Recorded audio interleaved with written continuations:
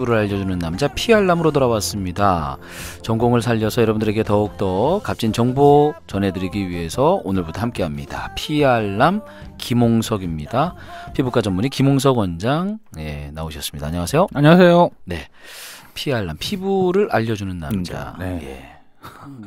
피부에 대해서 우리들이 뭐 궁금한 것도 있겠지만 좀 더 폭넓게 우리에 대해서 좀 우리가 궁금한 점들에 대해서 이야기를 좀 전해주시길 바라고요. 네. 자, 오늘 그러면 첫 번째 시간 주제가 중요합니다. 오늘 주제는 어떤 이야기로 우리에게 정보를 전해주실 건가요? 날씨가 더워지잖아요. 예. 그리고 병원에 이제 많은 분들이 이제 오시거든요. 예. 그리고 또 실제로 또 그런 고민들을 많이 할 거예요. 이게 팔이 접히는 부분이라든지 사타구니라든지 뭐 등등 이렇게 막 가렵거나 짓무르거나 이렇게 요즘 그럴 시기인가요? 네, 많이 적으시죠. 그래서 어떤 병원을 갔더니 습진이라고 하고요. 어떤 병원을 갔더니 곰팡이라고 하고요. 이게 도대체 어떤 게 맞는지 이런 걸 되게 많이 여쭤보세요. 그래서 오늘은 그거에 대한 거 조금 간단하게 요약을 좀 해드릴까 해서요. 그러면 이제 일단 뭐 습진이 곰팡이랑 좀 다르고 같은 건가요? 하여튼 뭐 완전 다른 거예요? 그렇죠. 그러면 우리가 생각했을 때 이제 가려움증이 있을 때 뭐 알레르기인 것 같기도 하고 사실 피부에 대해서 가려워지면 되게 궁금해요. 그렇죠. 그러니까 그 부분에 대해서는 이제 명확하게 그러면 우리가 습진과 우리가 헷갈려하는 여러 가지 뭐 곰팡이라든가 피부 곰팡이 얘기하시는 거잖아요. 그런 부분에서 명확하게 우리 청취자분들에게는 좀 전달을 해주시죠. 사실 그냥 간단한 거는요. 예. 곰팡이 우리가 흔히 무좀 또는 완선, 백선 이런 표현 다양한 표현을 쓰거든요. 네. 근데 곰팡이는 감염 질환이에요. 그러니까 곰팡이에 의해서 피부에 염증이 생기는 거잖아요. 그러니까 곰팡이 감염으로 인한 질환. 이게 이제 흔히 말하는 백선, 완선, 이게 부위에 따라서 우리가 발에 생기면 무좀이라고 또 부르고 그다음에 사타구니에 생기면 완선이라는 말도 쓰고 그래서 이런 표현을 쓰는 게 이제 부위에 따라 다른 거죠. 그래서 감염성 질환이에요. 감염. 그래 무좀은 우리가 감염된다고 하잖아요. 네네. 왜 슬리퍼라든가 이런 거 잘못 신었다가 무좀이 많은 사람 걸 신게 되면 뭐 허물이 벗겨진다거나 무좀이 생겨서 발가락 사이가 간지럽거나 아니 발톱 무좀도 무섭더라고요. 그렇죠. 그러니까 일단 어쨌든 이 곰팡이에 의해서 그 부위에 따라서 곰팡이 감염이 되는 것을 우리가 곰팡이 질환, 완선, 백선 이런 표현을 쓰고요. 손발톱에 생기는 건 손발톱 무좀이라고 부르지만 이걸 조갑백선이라고 부르거든요. 조갑백선. 네, 그러니까 일단 이렇게 좀 말이 용어 어렵죠. 요즘에 용어를 쉽게 쓰니까 그냥 손발톱 무좀이라고 부르는데 이제 이런 감염 질환이 이제 기본적으로 우리가 흔히 말하는 거고요. 그다음 우리가 습진이라는 표현을 되게 많이 쓰잖아요. 보통 습진 하는데 사실 헷갈려요. 그냥 비슷하면 그냥 다 습진으로 가고. 그렇죠. 근데 이게 왜 중요하냐면 사실 우리가 보이는 건 되게 비슷한데 치료가 완전 반대거든요. 그래요? 네, 습진은 실질적으로 염증성 질환이에요. 감염이 아니고 염증 때문에 생기는 건데 물론 감염으로 인해서 염증이 생기기도 하지만 감염과 상관없는 염증 반응도 있거든요.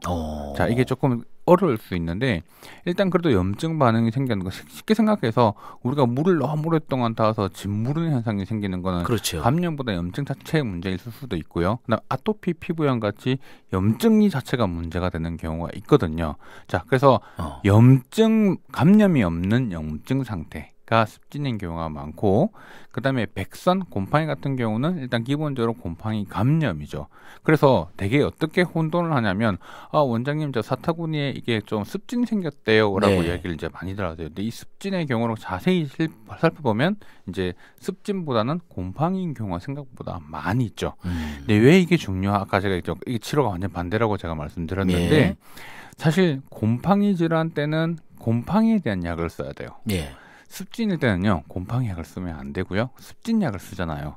근데 문제는 곰팡이인데 습진인 줄 알고 습진 약을 썼을 경우는 그 곰팡이는 나빠지게 되는 게 오히려 더 악화된다. 그게 문제죠. 그럼 명확하게 진단을 내리는 건 결국에는 의사의 몫이겠네요. 그렇죠. 그건 꼭 필요하죠. 그래서 처음에 이제 많은 분들이 이걸 타임을 놓쳐서 오시는 경우가 되게 많아요. 그러니까 그냥 뭐 두면 되지라고 생각했다가 너무 많이 번지는 경우, 그다음에 이런 게 사실 문제가 되죠. 근데 이런 백선, 완선, 특히 사타구니에 생기는 완선의 경우는 모양이 보면 되게 독특한 모양이 하나 있어요.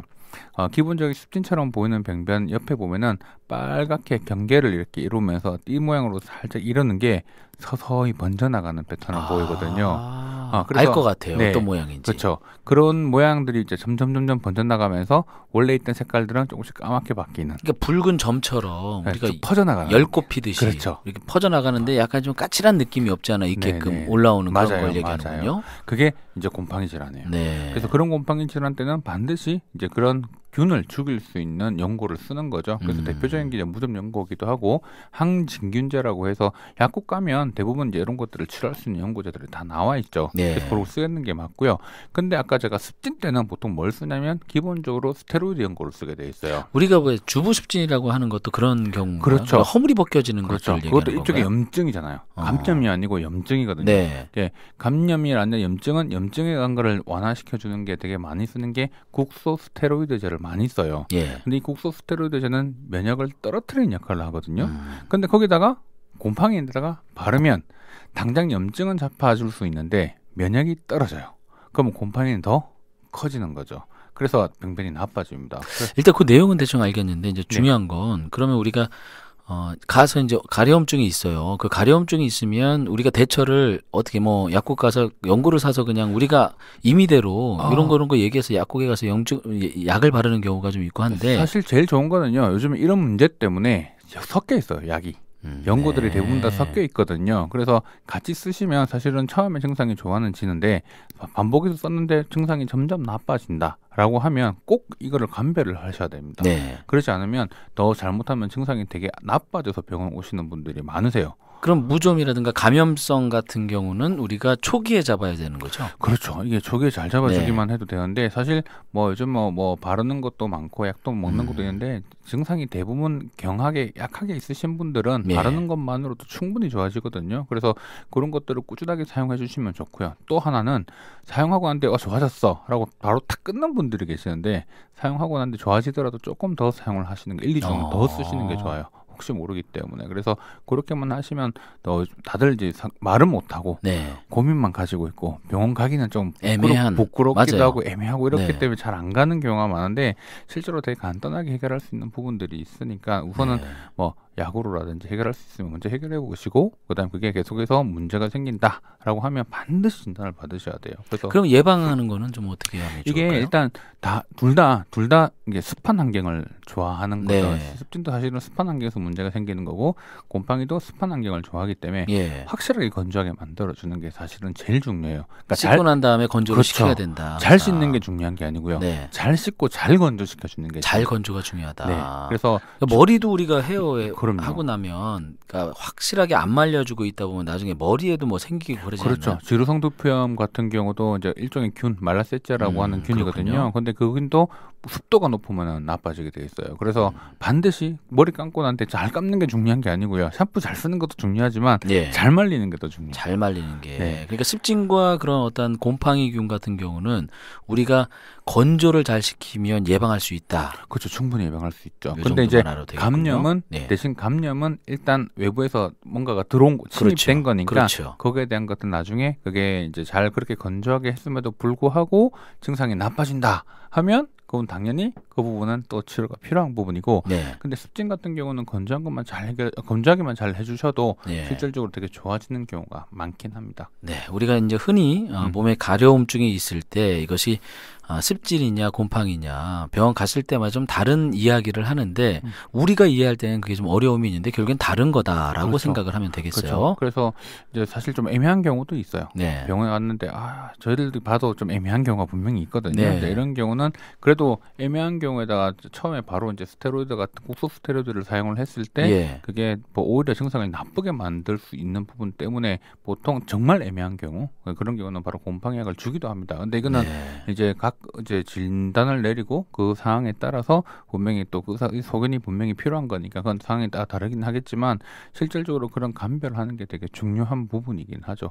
여름에 되게 많이 오거든요. 그렇군요. 네. 지금부터는 하여튼 건조 잘 시켜주고, 그렇죠. 그런 가려움증이 있을 때는 속히 치료받는 것이 이렇게 두는 것보다 확실히 좋다. 뭐 이런 얘기신 것 같아요. 네, 그렇죠. 근데 매번 치료받을 수는 없잖아요. 네. 그래서 제가 오늘 앞으로 제가 이제 이 시간을 통해서 여러분들한테 좀 얘기하고 싶은 거는 뭐냐면 관리를 어떻게 하면 좋을지 이런 걸 좀 더 중점적으로 얘기를 하고 실제적으로 병원에 무조건 가서 치료를 받으라 이런 개념보다 우리가 하나라도 조금 더 집에서 예방하는 거죠. 그렇죠. 예방하고 관리를 잘해서 내가 조금이라도 손 쉽게 뭔가 할 수 있는 것들을 하나 둘 이렇게 소개시켜 드리려고 하는 겁니다. 그러니까 알아두는 것이 오히려 좋다라는 거예요. 그런 많은 정보들을 좀 부탁드리겠고. 네네. 자, 피알람 김홍석입니다. 이 시간에 정말 우리 청취자분들에게 좀 더 이제 건강하고 유익한 시간이 될 수 있게끔 함께하도록 하겠습니다. 자, 오늘은 습진과 곰팡이균에 대해서 이야기 나눠봤어요. 자, 그럼.